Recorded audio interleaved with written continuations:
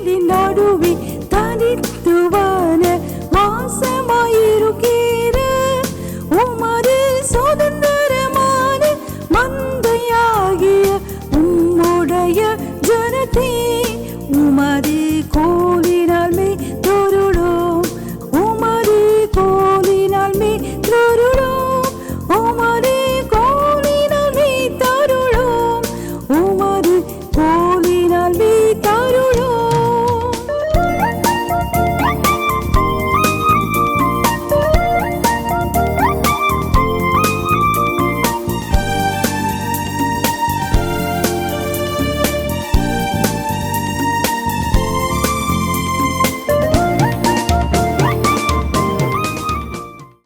துதியின் வல்லமை, power of praise. There are many Bible passages where we see the power of praise. துதியின் வல்லமையை பற்றி வேதத்தில் அநேக வேத பகுதிகளை பார்க்குறோம். This evening we are just going to consider one passage where we could see the power of praise. துதியின் வல்லமை. ஜெபத்தில் வல்லமை உண்டு, உபவாசத்தில் வல்லமை உண்டு, பொருத்தனை பலிகள் செலுத்துவதில் வல்லமை உண்டு,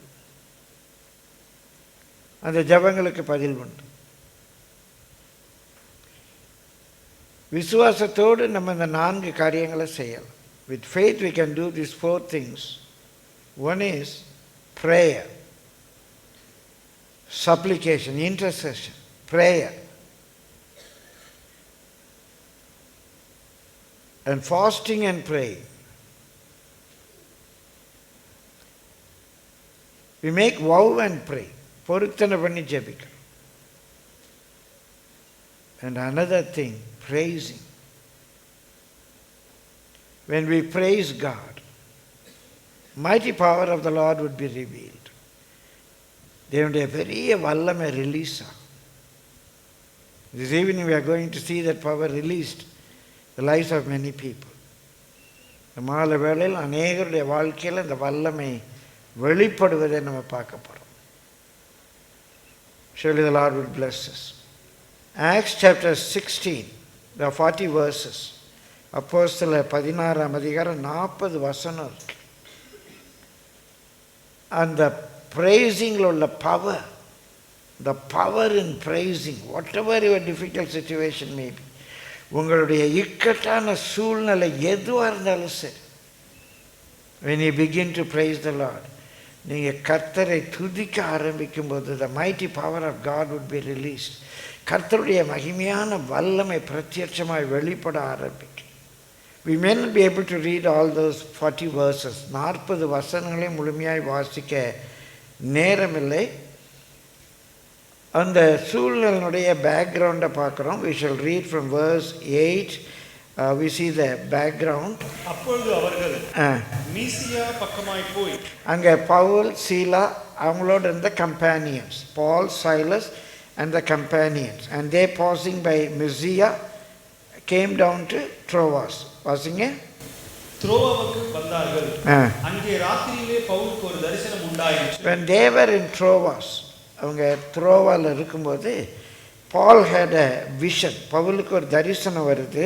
என்னவெனில் மக்கெதோனியா தேசத்தான் ஒருவன் வந்து நின்று, நீர் மக்கெதோனியாவுக்கு வந்து எங்களுக்கு உதவி செய்ய வேண்டும் என்று தன்னை வேண்டிக் கொண்டதாக இருந்தது. In that vision Paul was able to see that a man of Macedonia, a Macedonian, came and appeared in the vision and invited Paul to go down to Macedonia to minister in their midst. நீ மக்கெதோனியாவிலேருந்து எங்கள் பக்கத்து எங்கள் மத்தியில் நீங்கள் ஊழியம் செய்யணும் அப்படின்னு அவன் கூப்பிடுற மாதிரி ஒரு தரிசனம், ஒரு விஷன் நைட்டில் வந்தது. Verse 10. அந்த தரிசனத்தை அவன் கண்டபோது அவர்களுக்கு சுவிசேஷத்தை அறிவிக்கும்படி கர்த்தர் எங்களை அழைத்தார் என்று நாங்கள் நிச்சயித்துக் கொண்டு உடனே மக்கெதோனியாவுக்கு புறப்பட்டு போக பிரயத்தனம் பண்ணி. When he had that vision, in the night vision, immediately they decided, they made it clear in their heart, it's an invitation from the Lord for the ministry. to go and preach the gospel in Macedonia. மக்கதோனியாவில் போய் சுவிசேஷத்தை பிரசங்கிக்க ஆண்டவர் நமக்கு ஒரு அழைப்பு கொடுத்துருக்காரு அப்படின்னு சற்றேன்னு தாமதம் இல்லாமல், when they knew it was the call of the Lord, immediately they proceeded to Macedonia. இதுதான் முதல் gospel யூரோப்புக்குள்ள போகுது. This is the first occurrence that the gospel was going into the territories of Europe. Earlier it was only in Asia for the last few years. Now it's going to Europe. இப்போ தான் முதல் யூரோப்புக்குள்ள சுவிசேஷம் போக ஆரம்பிக்குது.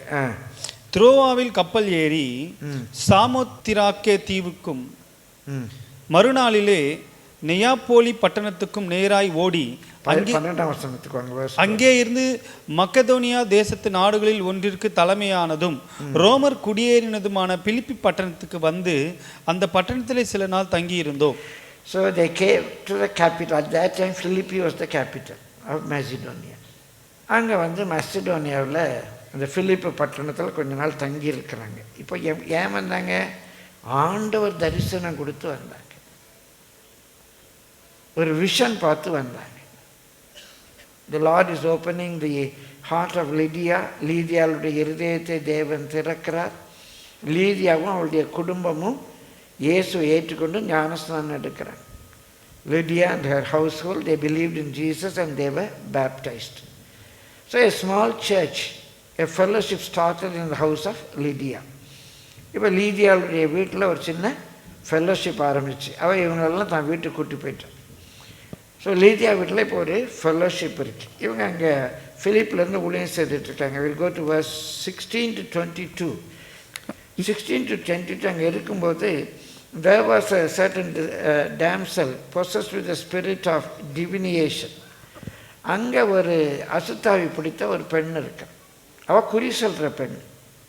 அந்த அசுத்தாவியில் அவள் குறி சொல்கிறா. என்ன குறி சொல்கிறா? ஓ, இந்த பவுலி இவங்கெல்லாம் தேவனுடைய ஊழியர். அவளுக்கு வெளிப்பாடு கிடைக்கும். இவங்கெல்லாம் தேவ மனுஷர். Their God of their men of God, their men of God அப்படின்னு சொல்லி குறி சொல்கிற அந்த அவளை வச்சு அவங்க பிஸ்னஸ் நடத்துகிறாங்க. அவளுக்குள்ள குறி சொல்கிற ஆவி இருக்குது. அதை வச்சு அங்கே சிலர் பிஸ்னஸ் நடத்திட்டு இருக்கிறாங்க. When Paul and Silas rebuked that spirit left her. அந்த அசுத்தாவே அவளை விட்டு போயிடுச்சு. இவ குறி சொல்கிற அவளை வச்சு பிஸ்னஸ் நடத்தினவங்களுடைய பிஸ்னஸ்ஸு அஃபெக்ட் ஆயிடுச்சு. அது வரைக்கும் அவளை வச்சு செய்கிறாங்கல்ல, வச்சு செஞ்சிட்டு இருந்தாங்க. So they all were against Paul. They were complaining. They caught hold of Paul and Silas and they stripped them very badly. இதெல்லாம் verse 16 to 22 நம்ம படிக்கிறோம். இப்போ 23க்கு வருவோம். அவர்களை அநேக அடி அடித்த பின்பு சிறைச்சாலையிலே வைத்து அவர்களை பத்திரமாய் காக்கும்படி சிறைச்சாலைக்காரனுக்கு கட்டளையிட்டார்கள். So after they laid many stripes upon them, they cast them into prison. ஜெயிலில் தூக்கி போட்டாங்க.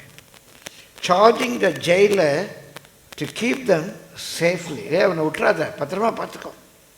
அடித்து துவைச்சி கிழிச்சு ஜெயிலில். இப்போ அவங்க வந்தது ஆண்டவர் சொல்லி தான் வந்தாங்க. லீதியாவுடைய இருதயத்தை திறந்தார். ஒரு அசுத்தாய் பிடிச்ச மகளுக்கு விடுதலை கொடுத்தாரு. இப்போ காரியங்கள் தலைகளாக மாறிடுச்சு. பிடிச்சி ஜெயிலில் போட்டாங்க. ஜெயிலில் எப்படி போட்டிருக்காங்க? verse 24. அவன் இப்படிப்பட்ட கட்டளையை பெற்று அவர்களை உட்காவலறையிலே அடைத்து இவனை பத்திரமா பார்த்துக்கணுன்னு ஜெயிலர் என்ன பண்ணிட்டான்? ஐயோ பெரிய கேஸ் போல அப்படின்னு சொல்லி உட்காவலறை, இன்னர் சேம்பர், இன்னர் சேம்பரில் கொண்டு அவங்கள போட்டான். அவர்கள் கால்களை தொழு மரத்தில் மாட்டி வைத்தான். அவருடைய கால்களை he put their feet in the stocks. ஸ்டாக்ஸ்னால் எப்படி இருக்குமா? கீழே ஒரு மரம், அதில் சின்ன ஹோல் இருக்கும். அதில் ரெண்டு இந்த பாதத்தையும் இந்த கரண்டை ஃபீட் அதை அதில் வச்சுருவாங்க. மேலே இன்னொரு பலகையை வச்சு அதில் அந்த மாதிரி ஒரு செமி சர்க்கிளில் இருக்கும், கர்வ்டாக இருக்கும். அதை மேலே வச்சு போய் டைட் பண்ணிவிடுவாங்க. இப்படியே படுத்துருக்கணும், கால் ரெண்டும் அதில் மாட்டிகிட்டு இருக்கும், இங்கே அசைய முடியாது, எழும்ப முடியாது, நடக்க முடியாது. கையில் விலங்கு போடுறது போல் காலில் விலங்கு மாத்திரமல்ல, they put their legs in the stocks. தொழு மரம் பயங்கரமாக இருக்கும், முதுகெல்லாம் அடித்து கிழிச்சிருக்கு. இப்படி தான் தரையில் படுத்து கிடக்கணும், இப்படி தான் தரையில் படுத்து கிடக்கணும். Generally what will happen to us at that time, we will curse God. Lord, நீங்கள் தான் ஆண்டவரே சொன்னீங்க, you only led us to this ministry, you only brought us here, why this happened to us, what we did, we are only delivering a small girl from the evil spirit, why should this happen to us, can't you protect us, ஆண்டவர் எங்களுக்கே இது நடக்கணும், மாலங்களை பாதுகாக்க முடியாதா, நீர் சொல்லி தானே இந்த ஊழியத்துக்கு வந்தோம், இப்படி போட்டாங்களா ஆண்டவரேன்னு புலம்பி இருக்கணும். இந்த புலம்புறதுக்கு பதிலாக verse 25, நடு ராத்திரியிலே பவுலும் சீலாவும் ஜெபம் பண்ணி, at that night they are lying down like this, இப்படி விழுந்து கிடக்கிறாங்க. Midnight, 12 o'clock. At that night, Paul and Silas, they prayed தேவனை துதித்து பாடினார்கள், and they sang praises unto God. Silas was his partner. அவரோட கூட ஊழியத்தில் இந்த ஷீலாங்கன்னா ஒருத்தர் ஒரு அம்மா கேட்டாங்கன்ட்டு, ஷீலான்னா அது ஒரு லேடி அங்கன்னாங்க. அது அந்த சைலஸ், அந்த ஷீலாங்கிற வார்த்தை நம்ம ஊரில் பெண்களுக்கு சொல்கிற அந்த ஷீலா இல்லை, அங்கே ஷீலாங்கிறது ஒரு ஆம்பளை. சைலஸ் இங்கிலீஷில், Silas, Paul and Silas, they were singing praises in that night. என்ன பாட்டு பாடினாங்கன்னு தெரியல. ஒரு அருமையான பழைய எந்த காலத்திலும் எந்த நேரத்திலும் நன்றியாலுமே நான் துதிப்பேன், இயேசுவே உம்மை நாம் துதிப்போம் துதிப்போம் அப்படின்னு பாடியிருப்பாங்களோ என்ன? that's what David sang when he was in the wilderness. எந்த காலத்தில் எந்த நேரத்திலும் நன்றியாலுமே நான் துதிப்பேன். If the Lord can perform that miracle when they were singing song of praises, துதியின் பாடல்களை அவர்கள் பாடும்போது அன்றைக்கு மிராக்கிள் நடக்குமே. ஆனால் இன்றைக்கு whatever the situation you are in, நீங்கள் எந்த சூழ்நிலையில் இருந்தாலும் சரி, நீங்கள் துதியின் பாடலை பாடும்போது அந்த மிராக்கிள் நடக்கும். That miracle will take place. Clap your hands and worship the Lord. That God is not different from today. அன்றைக்கு இருந்த தேவன் இன்றைக்கு மாறி இல்லை. Only thing whether you can sing song of praises or not. உங்களால் துதியின் பாடலை பாட முடியுமா முடியாதாங்கிறது தான் question. The Lord can perform that miracle on that day, the Lord can perform that miracle this day. அன்றைக்கு அந்த மிராக்கிளை தேவனால் செய்ய முடியும் என்றால் அந்த தேவனால் இன்றைக்கு அந்த மிராக்கிளை செய்ய முடியும். திரும்ப வாசிங்க verse 25, we'll read verse 25 again. And at midnight Paul and Silas prayed and sang praises unto God. அந்த நடுராத்திரியில் பவுலும் சீலாவும் கர்த்தரை துதித்து பாடினார்கள். வாசிங்க. நடுராத்திரியிலே பவுலும் சீலாவும் ஜெபம் பண்ணி தேவனை துதித்து பாடினார்கள், காவலில் வைக்கப்பட்டவர்கள் அதை கேட்டுக்கொண்டிருந்தார்கள். இவங்க பாடுறது மற்ற காவலில் இருக்கவங்களுக்கெல்லாம் கேட்குதான். So when we are singing here, even people around us must be able to hear.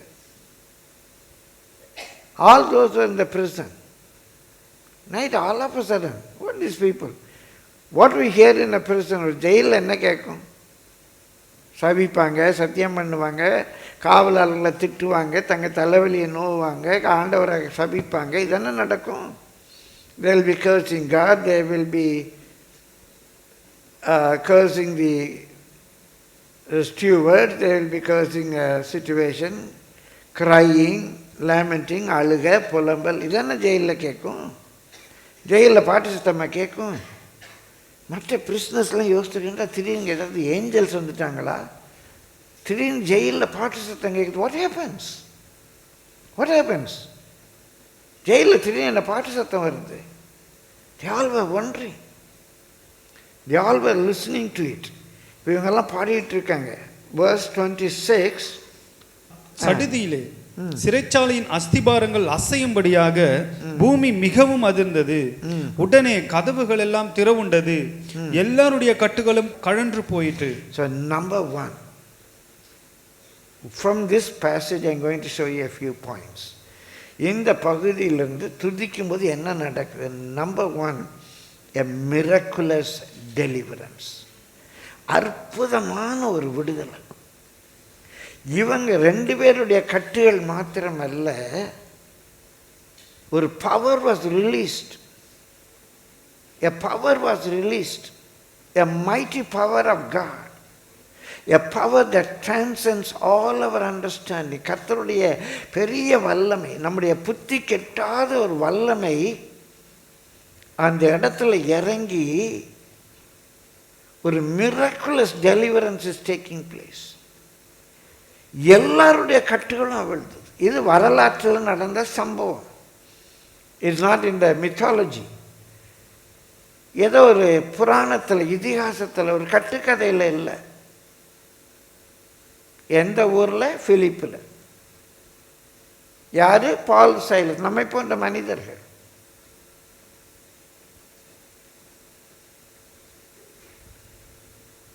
So when we praise God, number one, நல்ல மனதில் பதிய வச்சுக்கோங்க, a miraculous deliverance will take place in our life and the lives of others. நம்முடைய வாழ்க்கையிலையும் அதிசயமான ஒரு விடுதலை கிடைக்கும், மற்றவருடைய வாழ்க்கையிலையும் ஒரு அதிசயமான விடுதலை கிடைக்கும். Recently I heard about a scientific finding. ஒரு விஞ்ஞான கண்டுபிடிப்பை குறித்து சமீபத்தில் நான் கேள்விப்பட்டேன். It's from some doctors. சில மருத்துவர்கள், தே ஆர் நாட் பிலீவர்ஸ். அவங்கெல்லாம் நல்ல விசுவாசிகள் அல்ல, சாதாரண மருத்துவர்கள், நல்ல அறிவு படைத்தவர்கள், விஞ்ஞானம் படைத்தவர்கள்.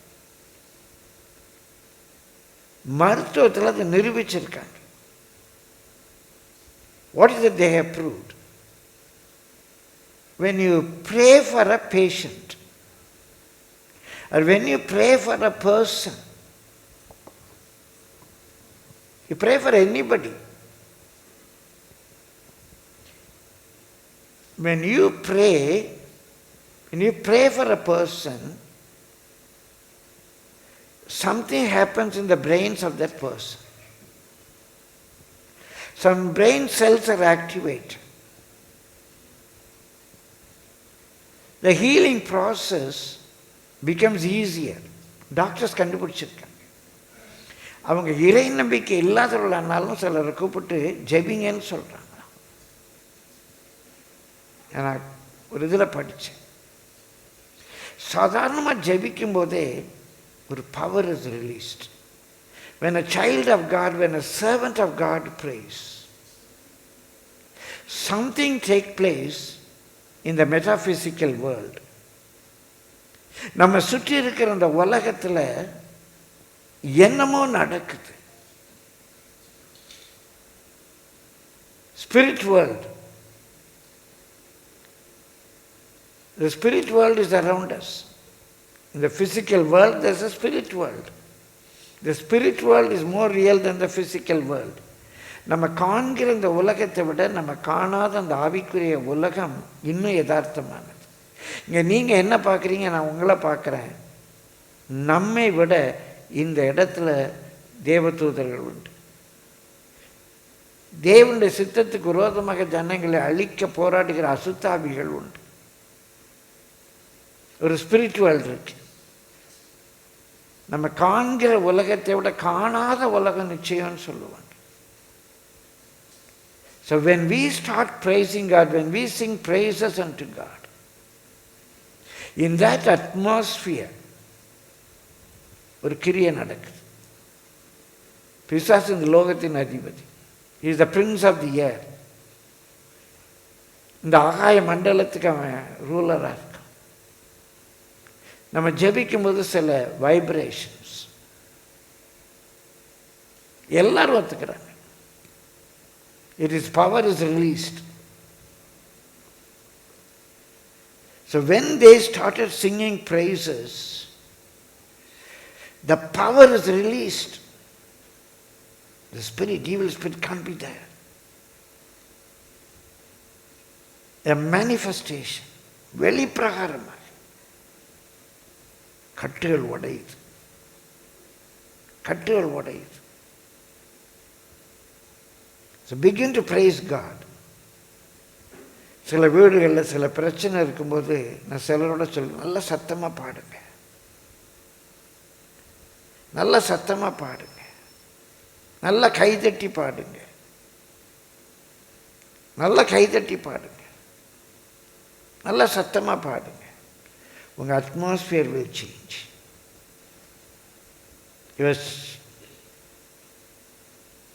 அந்த சூழ்நிலை மாற ஆரம்பிக்கும். You can go on and on and on. It's scientific. You can influence this atmosphere. இந்த ஜெப வீட்டில் many testimonies I can see. How people have seen the power of God. Even the strangers who came in. இங்கே வந்த அந்நியர்கள். Many years back. In those days we don't have this computer and all. Maybe some 30 years back. One man came in for a business to install an overhead projector. ஒரு overhead projector இங்கே install பண்ணுறக்கா ஒருத்தர் வந்தார். நம்ம சபையில் இங்கே சிலுவையோ இல்லைன்னா வேறு இயேசு படமோ மரியாள் சிலையோ ஒன்றுமே இல்லை. Only we got the text. So he didn't think it was a church. He thought it was a hall. Yes, it's a hall. So he came in the same place. He was trying to install that overhead projector. After a few seconds, he just went out, removed his chappals. He came in. He asked me, "Sir, இது என்ன இடம் sir?" ஏங்க இல்லை என்ன இடம் sir? ஏங்க என்னால் இங்கே ஷூ போட்டு நிற்க முடியல சார். ஹிந்துமே என்னால் இங்கே ஷூ போட்டு நிற்க முடியல sir. That vibration. I haven't told him it's a worship place. I didn't tell him it was a church. இது ஒரு ஆராதனை ஸ்தலம், இது சபை, அப்படிலாம் நான் சொல்லவே இல்லை. அப்படி ஒரு அடையாளம் அங்கே இல்லை. ஆனால் this atmosphere was different. Many testimonies I can say. அநேக சாட்சிகளை சொல்ல முடியும். உங்கள் வாழ்க்கையில், உங்கள் வீட்டில், in your life, in your house, begin to praise God. Shout and sing praises. நல்லா சத்தமாக ஸ்தோத்திரம் பண்ணுங்க, நல்லா துதித்து பாடுங்க. A miraculous deliverance will take place. ஒரு அற்புதமான விடுதலை கண்டிப்பாக உண்டாகும். அவங்க துதித்து பாடின போது அவங்க கட்டுகள் எல்லாம் மிராக்குலஸாக கலண்டு போயிடுச்சு. That's the first miracle. The miracle number 2, the salvation of the jailer. அந்த ஜெயிலருடைய ரட்சிப்பு. In a miraculous way. He was kneeling before Paul and Silas. பவுலுக்கு சீலாக்கு முன்பாக அவன் மண்டிடுறான். நல்லா துதித்து பாடுங்க. உங்களை யார் வேதனைப்படுத்தினார்களோ அவர்கள் உங்கள் முன்பாக வந்து மண்டிடுவார். Those who persecuted you, they'll come and kneel before you. And they'll be saved. They'll ask you, what shall I do to be saved? நாங்கள் ரட்சிக்கப்பட என்ன செய்யணும்? நாங்கள் ரட்சிக்கப்பட என்ன செய்யணும்? So when you start praising God, number 1, a miraculous deliverance will come. மிராக்கிளாக ஒரு deliverance வரும். நீங்கள் நல்லா துதித்து ஸ்தோத்திரிக்கும் போது இன்னொரு mighty miracle, people will get saved. People will get saved. வெறுமனே நம்ம கத்தணும் என்ற பொருள் அல்ல. ஆனால் நல்லா நம்ம அவரை முழு இருதயத்தில் whole heartedly when we praise God, when we lift up our voices and praise God, God will work out the salvation in the hearts and the minds of the people. தேவன் மற்றொரு இருதயத்திலும் மனதிலும் சிந்தையிலும் ரட்சிப்பின் கிரியை நடத்துவார். நாங்கள் ரட்சிக்கப்பட என்ன செய்யணும்? ஏன்னா they see the mighty miracle. We need Jesus more than ever. When they see the miracle, they'll ask, Lord, what shall we do to be saved? நாங்கள் ரட்சிக்கப்பட என்ன செய்யணும்? So when you praise God, when you sing praises to God, you can see the salvation of the people, those who are harassing. You know the story that happened in Assam. When they were willing to die as martyrs, that man, his wife, there was a salvation of the tribal leader. அந்த மனுஷன் அவனுடைய மனைவி இரத்த சாட்சியாக மறிக்கிறாங்க. I have decided to follow Jesus. No turning back. அங்கே salvation வருது. ரட்சிப்பின் நதி அங்கே பாய்கிறது. River of salvation. A revival will take place. I think we read only about the jailer. Probably it is not recorded. Everything is not recorded. எல்லாமே பதிவு செய்யப்படலை. அந்த சிறைச்சாலையில் அன்றைக்கி எத்தனை பேர் ரட்சிக்கப்பட்டாங்களோ தெரியலை. Certainly it would not have ended with the jailer. ஜெயிலருடைய story இங்கே பதிவு செய்யப்பட்டிருக்கு. மிராக்கிளஸாக எத்தனை பேருடைய கட்டுகள் அவிழ்ந்தது, எத்தனை பேர் ரட்சிக்கப்பட்டாங்களோ அன்னைக்கு. எல்லாருடைய பேரும் எல்லாருடைய அந்த விவரமும் அங்கே கொடுக்கப்படலை.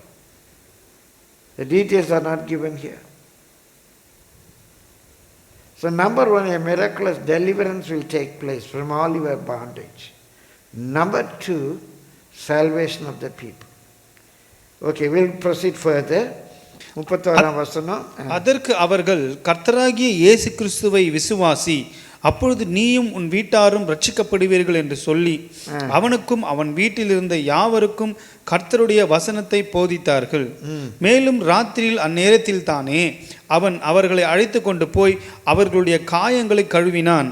அவனும் அவனுடையவர்கள் அனைவரும் உடனே ஞானஸ்நானம் பெற்றார்கள். Number 3, now the salvation has gone into the house of the jailer. இந்த ரட்சிப்பு அந்த சிறைச்சாலை அதிபதியினுடைய வீட்டுக்கு போயிடுச்சு. அவனும் அவன் குடும்பத்தாரும் ராத்திரியோட ராத்திரியா ஞானஸ்நானம் பெற்றார். நல்ல கர்த்தரை ஸ்தோத்திரிங்க. People will believe and be baptized. People will believe and be baptized. ஞானஸ்நானம் எடுப்பாங்க. பழைய வாழ்க்கைக்கு முழுக்க போட்டு ஒரு புது வாழ்க்கையை தொடங்குறாங்க. அது மத மாற்றம் அல்ல. They make a covenant with the Lord Jesus Christ. அது தேவனோடு பண்ணுகிற, இயேசுவோடு பண்ணுகிற ஒரு நல் மனசாட்சியின் உடன்படிக்கை. It's a covenant of good conscience with God. தேவனோடு பண்ணுகிற ஒரு நல் மனசாட்சியின் உடன்படிக்கை. ஞானஸ்நானத்துக்கு ஒப்பு கொடுப்பாங்க, கீழ்ப்படிவாங்க. ஏன்னா they have seen the miracle. You can see people are believing and be baptized. விசுவாசம் உள்ளவர்களாக ஞானஸ்நானம் எடுப்பாங்க, குடும்பம் குடும்பமாக எடுப்பாங்க.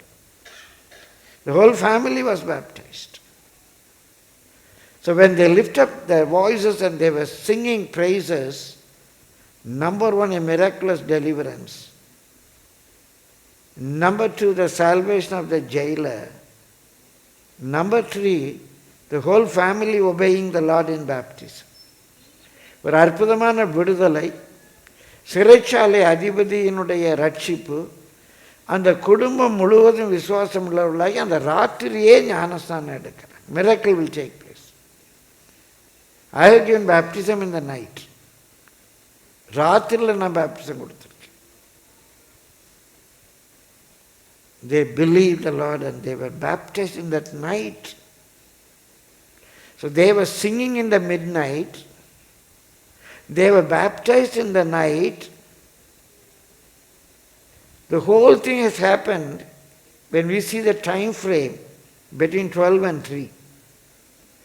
நீங்கள் டைம் ஃப்ரேம் வச்சு பார்த்தீங்கன்னா 12 மணிக்கு பாடிக்கிட்டு இருந்தாங்க.